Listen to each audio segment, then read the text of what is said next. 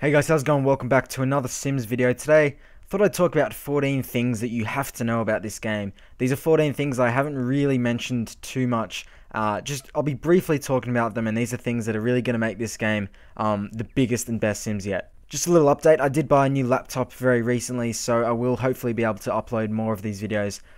So anyway, let's jump into the first thing, which is adjusting features. So right when you start The Sims 4, you'll obviously make a character or characters, and it's going to be a lot easier to actually adjust the features. Instead of these slider bars, you can just drag their features. This means you'll have a lot of customization, and you'll really be able to make them look however you want them to look.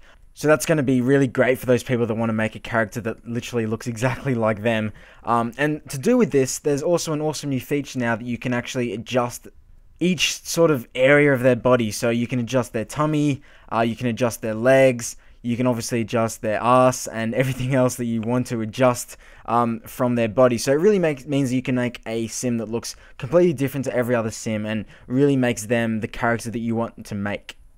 Another small thing to do with customization is hats. A lot of people hated the fact that hats used to be sort of defaults. They used to come with a certain hairstyle. Now you can have hats with whatever hairstyle you want. So that's definitely a game breaker for me, but that's another quick feature which is good to have in the game.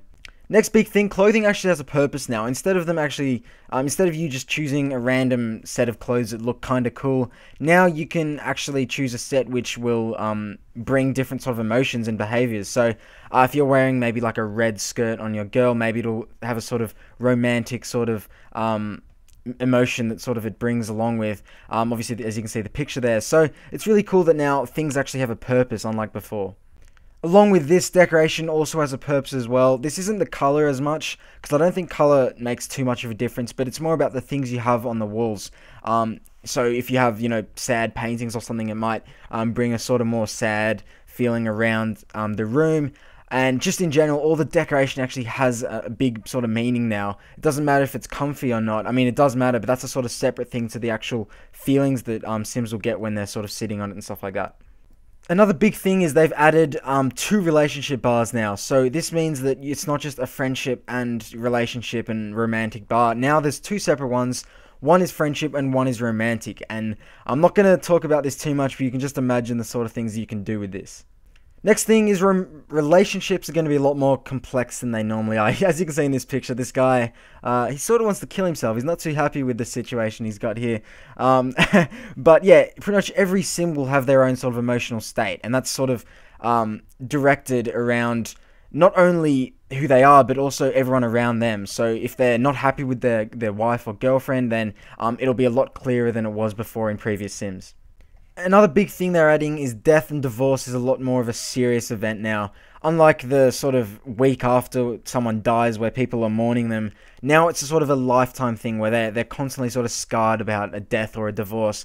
Once again, a lot more realistic. As you'll notice, a lot of these features are just adding realism, which is great.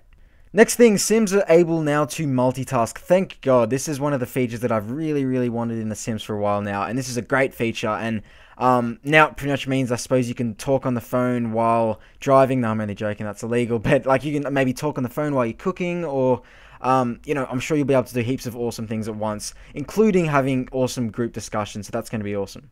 Once again, a lot of realism is going to be added into this game. You can just imagine, 5 or 6 people having a group discussion while someone's sort of also making a beer or something in the kitchen. Or not making a beer, but, maybe opening a beer for everyone in the kitchen or something like that.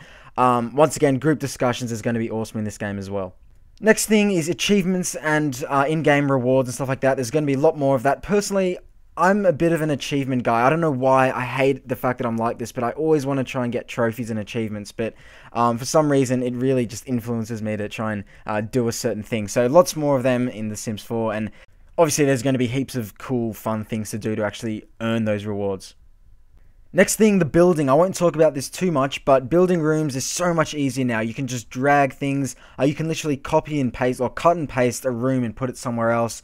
The whole issue with a second-story house in The Sims 3 is now completely gone. It's going to be a lot easier to build and create stuff now.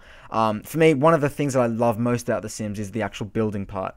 Just in general, building is going to be a lot funner and easier than it ever has been. Next thing, the gameplay screen has a complete makeover. As you can see the picture right now, it looks a lot more modern and slick. I don't know if this is the complete look of the menu because this is early days, but we do know that they're going to completely redo the gameplay screen, which is good. The next thing is houses are going to look a lot more realistic than they ever have as well, which is great because houses did have a sort of tendency to look a bit, a bit unrealistic, and now they're going to have a lot more sort of lifelike looks to them in the way that they're decorated, the way that they're built, and the sort of different roofs and stuff that they have on them. Lastly, everything is going to look more realistic, despite the fact that people are complaining about the cartoony sort of look of the game. Personally, I like it a lot, but as you can see from this screenshot, it really does look good, and it's not too cartoony, and just in general, the character modeling, the housing, the whole world looks a lot better than it ever has, and it's really coming to life. So let me know what features you're excited for in The Sims, and hopefully you've learned something from this video, and I'll see you guys later.